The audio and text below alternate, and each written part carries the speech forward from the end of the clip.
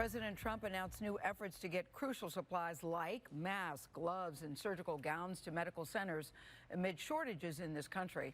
The U.S. Surgeon General, Dr. Jerome Adams, joins us from Washington. He is a member of the White House Coronavirus Task Force. Dr. Adams, thank you so much for joining us. I know you're hearing it too. We are hearing heartbreaking stories from doctors who say they cannot get the basics. For the first time, we're hearing doctors say, I'm scared. I'm scared of leaving my children without a parent because I could possibly die doing the job that I love to do. What can you say to these people today? It's no longer good enough to say we're working on it, it's coming, help is on the way. You have to help us understand why this is so difficult and what you guys are doing right now to remedy this situation. Well, good morning, and I didn't expect to be starting off my week with such a dire message for America, but the numbers are going to get worse this week. Things are going to get worse before they get better, and we really need everyone to understand this is serious, to lean into what they can do to flatten the curve. And you talked about healthcare workers. I'm getting those calls every minute of the day. I got calls from people literally while I was sitting here waiting to talk to you, and I want the healthcare workers of America to understand these are my colleagues. These are my friends, and I will not rest until you all have the tools you need to keep yourself safe. But why is it so difficult, Dr. Adams? We know everything you've just said. We've all heard this a gazillion times. Why is this so difficult? And I'm not trying to be disrespectful to you, but people are so frustrated with you all. Not at all. And I'll tell you why it's difficult. Because the national stockpile purchases 1/10 of 1% of all the medical supplies in this country. The rest of it is in the market, and so we're doing a couple of things, and I want people to know the tangible actions we're taking. We are using the stockpile through FEMA, which has been activated to level 1, to send out supplies, and we sent out over 2 million masks. There are supplies going out to the places most at need: Washington, California, New York. We have the military out on the ground in several of these places. We've sent out CDC teams to provide backup. We've worked with the American Society of Anesthesiologists to identify 70,000 ventilators that are in the OR that can be converted. So supplies are going out. We know that they're not going out fast enough to keep pace with the demand. And that's why the most important message I have for America is we are halfway through our 15 days to stop the spread. We need to turn the spigot off. We can't we can't ventilate our way out of this problem. We need to make sure that in addition to getting supplies to people, that we're really focusing on demand and getting people out of the streets. Stay at home. But Dr. Adams, the president signed the Defense Production Act. He can essentially order companies to manufacture these supplies that medical professionals so desperately need at this point. Why isn't the government doing that? The government is using the Defense Production Act to get people to the table. We've worked with 3M. We've worked with Honeywell. They are already at max production. Here's the thing people don't understand. You don't need to compel someone to do something that they are already doing.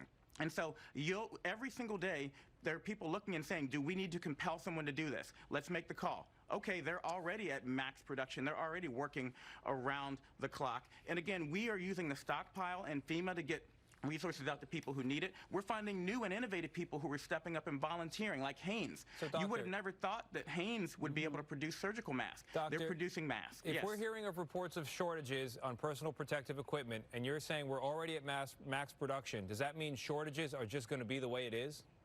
Well, we know that there are going to be shortages in some areas, and it's why I actually wrote an op-ed calling on people to stop elective surgeries. We need to make sure the supplies are getting to New York, to California, to Washington, to the places they need, and they can't get there if people are out somewhere else where they don't see cases right now doing elective procedures. We want to make sure we're strategically moving the personal protective equipment and supplies to where it is most needed, and that's both supply and driving down demand.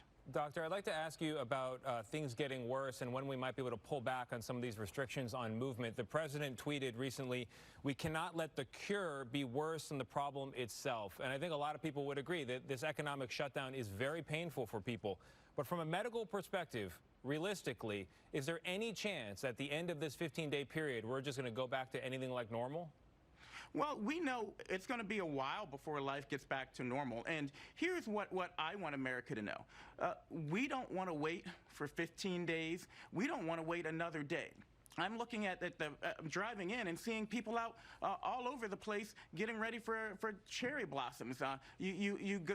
Look on the news and you see people still at beaches. We don't have a day to waste, and what we need to do is focus on today, this hour, Doctor, right now. Doctor, how far away from the peak of this do you think we are? Because some people have said it's not before the end of April. Well, when you look at the China data, they were able to hit their peak and come back down in about 6 to 8 weeks. When you look at the Italy data, they're still going up. So we are somewhere between the two, and it's going to be up to everyone coming together to drive down demand to determine whether our curve bends in the direction of China in 6 to 8 weeks or whether it bends towards Italy. And unfortunately, we're seeing that New York is approaching Italy. Why? Because the numbers that you see of cases reflect what happened 2 weeks ago. And too many people are waiting too long to really take these 15 days to stop the spread initiative seriously. Doctor, China didn't have a 15 days to stop the spread voluntary restrictions. They were much more draconian than that. Are you saying we need more stringent recommendations? Well, in the United States, we have a system of federalism, and the governors are in charge of determining what's appropriate to their states. Here's what I'm saying, and we've worked well with many of the governors, with most of the governors. We need everyone. If you aren't seeing cases right now, now's the time you need to be making sure you're doing the things so that you don't become the next New York or the next Italy. All right, Dr. Jerome Adams, thank you so much for being with us this morning. And if you're healthy, you can still give blood.